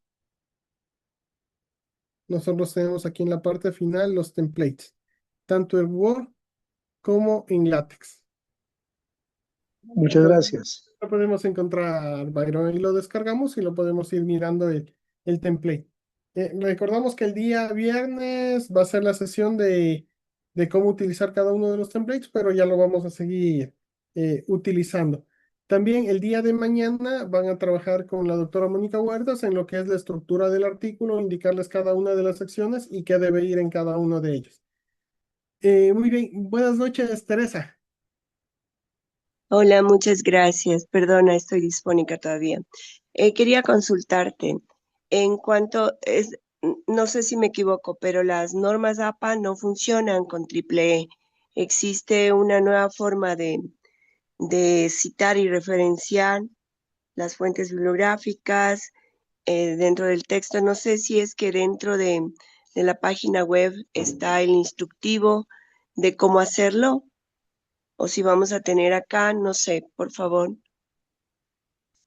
Sí, bueno, dentro de lo que son los estándares de IEEE, nosotros manejamos en lo que son referencias, nuestro sistema de referencias propio, que son del estándar de IEEE. De igual manera, dentro del formato, lo acabo de descargar, deme un minuto, lo abro, se encuentran cada una de las instrucciones que nosotros vamos a utilizar. Deme un segundo. ¿Y dónde estás? Te me has perdido.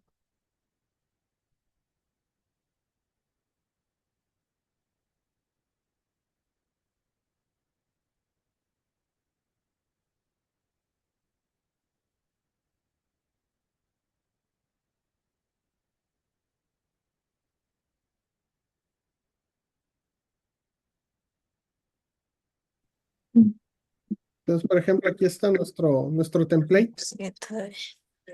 Aquí está nuestro template y nosotros tenemos aquí todas las indicaciones de los tamaños de letra, de la información de las ecuaciones, de las tablas y cómo van nuestras referencias. Entonces, nosotros aquí tenemos toda la información del formato. De igual manera, eso se los va a explicar en detalle el día viernes. Muy bien. Tal vez alguna otra consulta.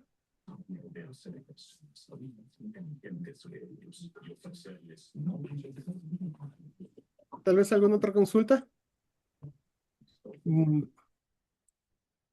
Muy bien. Bueno, me gustaría también comentarles acerca de la modalidad del curso. Recuerden que todas las personas que asistan a las reuniones y luego suban el artículo para ser evaluado en el Congreso, serán acreedores a un certificado por 40 horas del curso que será respaldado por la Universidad Bolivariana del Ecuador.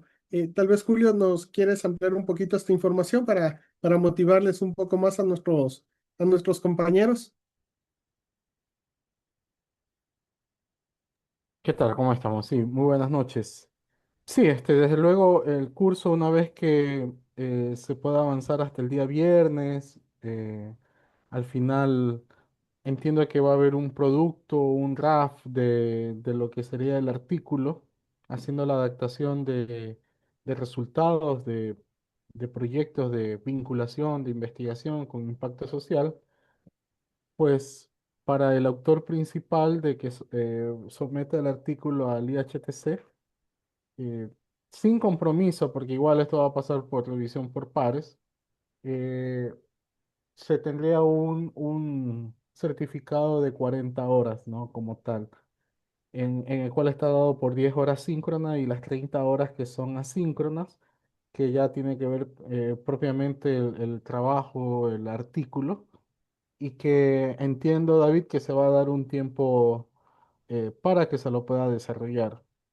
O sea que eso es también importante que tengan en conocimiento y que ya David y la coordinación del curso indicarán las fechas, teniendo en cuenta estas fechas iniciales que se tienen a través de la plataforma EasyShare que se estará sometiendo.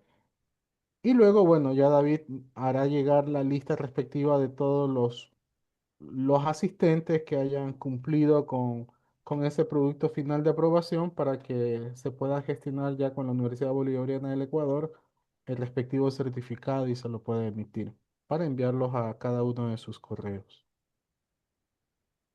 Muchísimas Ujú. gracias, Julio. Entonces, es muy motivante también esta posibilidad de obtener este certificado que nos pueda, ¿cómo se llama?, ayudar dentro de nuestro desarrollo académico. Eh, sí, Teresa, ¿te escuchamos? Disculpa, no sé si se indicó el plazo de entrega del artículo, por favor. Sí, el plazo máximo del artículo en la primera llamada va a ser hasta el 1 de junio del 2026, donde se debe subir a la plataforma. Entonces vamos a tener aproximadamente un mes, pero vamos a dar probablemente se tenga una extensión de tiempo a esta fecha, pero tendríamos un mes para trabajar. Muy bien, tenemos una pregunta adicional de César. ¿El artículo como tal debe ir cada uno de nosotros como autor único o es posible colaborar entre nosotros? Sí, pueden colaborar entre ustedes, pero el certificado solo será emitido para el primer autor. Recuerden que el certificado de la participación en el curso será emitido solo para el primer autor. Entonces, como les había mencionado, dentro de un mismo proyecto ustedes pueden generar varios artículos dependiendo la óptica que le den. Entonces, es bastante interesante esto que podemos realizarlo dentro de los proyectos, dentro de la divulgación de estos proyectos sociales. Bueno, bueno, compañeros, ha sido para mí un gusto poder compartir con ustedes estas dos sesiones. El día de mañana van a compartir el desarrollo del artículo con la doctora Mónica Huertas, donde van a trabajar mucho más sobre el desarrollo del artículo. Me consultan, me podrían compartir la rúbrica de la actividad, por favor. Bueno, vamos a el tema de evaluación del paper, me imagino que es lo que nos consulta Emerson, es las condiciones que nosotros lo hemos mirado aquí, pero voy a preparar un documento para que lo puedan tener como una rúbrica general de los aspectos que se evalúan dentro de un proyecto dentro de un paper para el IHTC. Listo. Bueno, entonces, como les comentaba, el día de mañana van a compartir con la doctora Mónica Huertas acerca de lo que sería la estructura del artículo. Sin nada más que mencionarles, muchísimas gracias por su atención. Cualquier duda, cualquier inquietud, estamos en los chats para poder seguir trabajando. Muchísimas gracias por su tiempo y muchas gracias por prestarnos atención y muchos éxitos en el transcurso del curso. Gracias por su atención nuevamente. Que tengan una buena noche.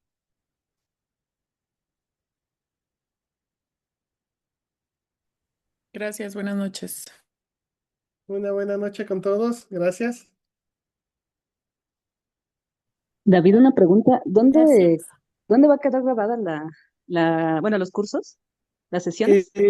Sí, lo estamos grabando en local. Ya nuestra administradora Keila lo va a repartir en el chat.